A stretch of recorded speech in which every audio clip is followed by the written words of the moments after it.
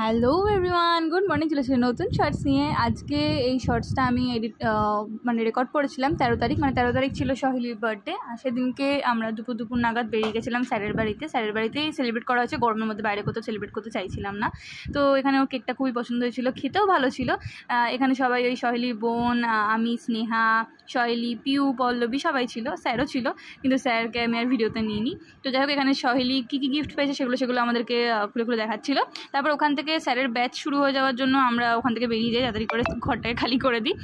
আমরা তো জ্বালাতন করতেই থাকবো, তাই জন্য বেরিয়ে গেলাম। শৈলী আমাদেরকে পার্টি দেওয়ার জন্য নিয়ে গেছিলো দাদার দোকানে স্যান্ডউইচ খাওয়াতে। তার আগে আমরা অর্ডার দিয়ে চলে গেছিলাম একটুখানি অন্নপূর্ণা মন্দিরে।